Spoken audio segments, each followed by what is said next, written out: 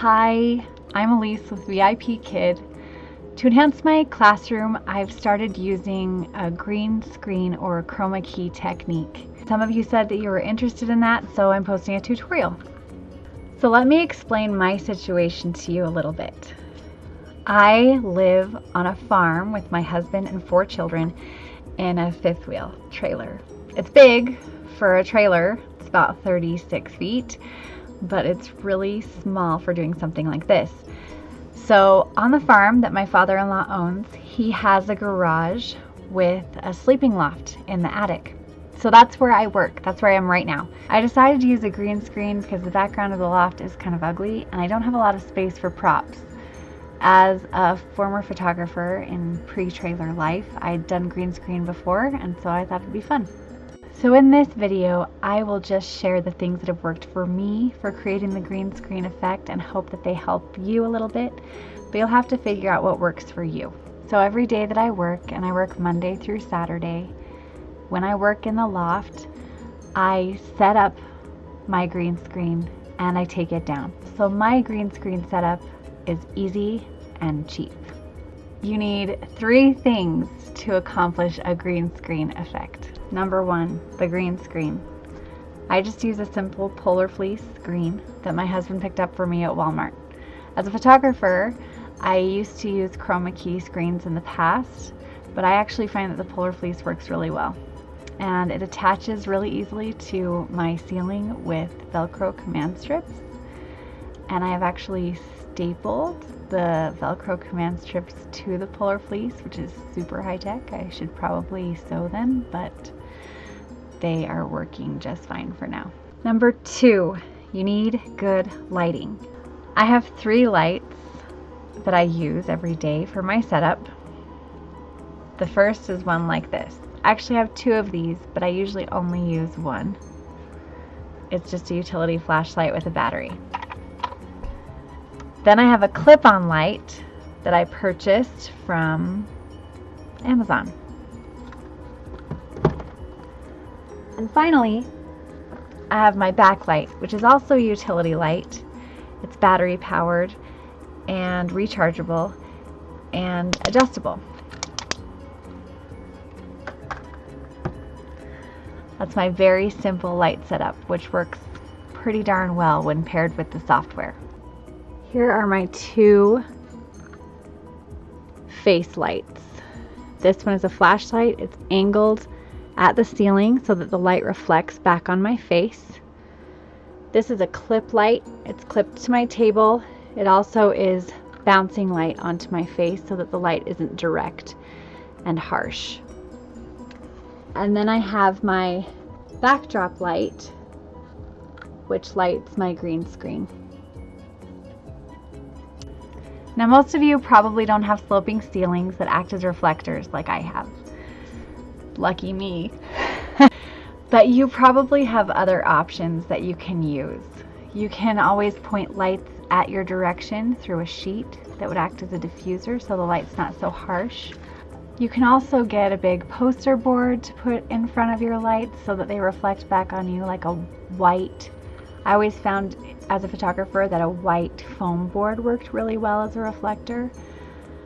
So those are some things that you could use instead.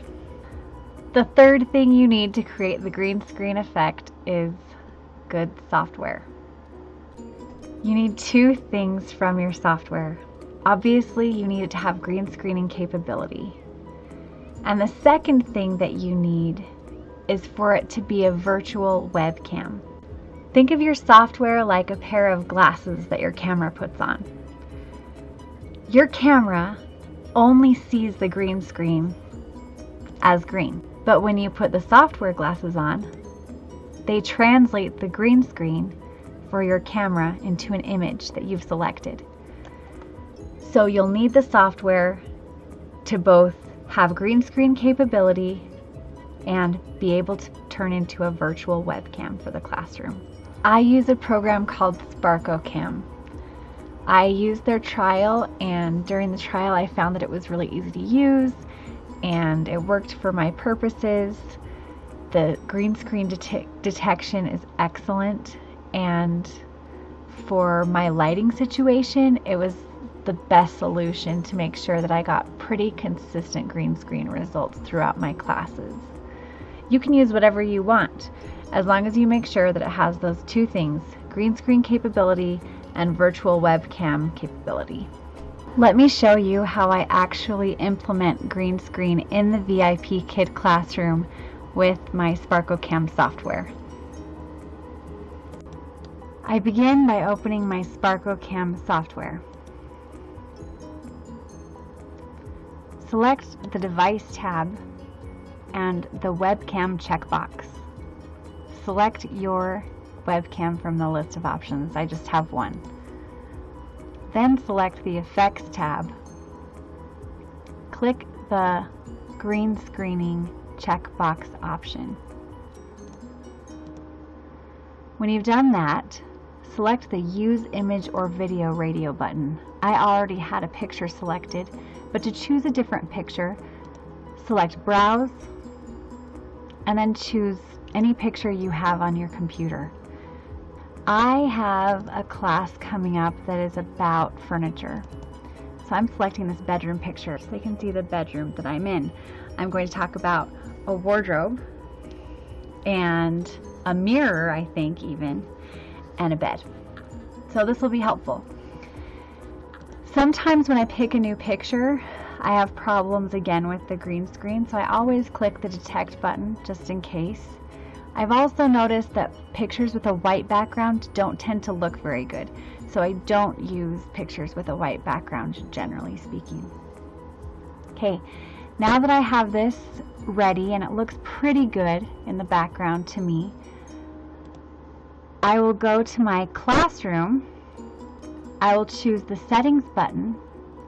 I'll select Camera, and I will select SparkleCam Video from my list of available inputs. I click Done, and then I click Open Camera. And there I am. 3 things before I wrap up. Number 1, please don't use copyrighted images. I'm in the process of creating a small library of photos that are useful in the VIPKID classroom. If this is something you'd be interested in having access to, please let me know in the comments below. Number 2, please make sure that you're getting consistent green screen results before you attempt to use it in the classroom. We want to make sure that our kids have the best experience possible and that VIPKID continues to support us in this use of new technology. Number 3, if you'd like to see how I implement green screening in my classroom for incentives, for fast finisher games, and to engage students that are bored or not cooperating in class, leave a comment below and I'll create another tutorial. Thanks for watching.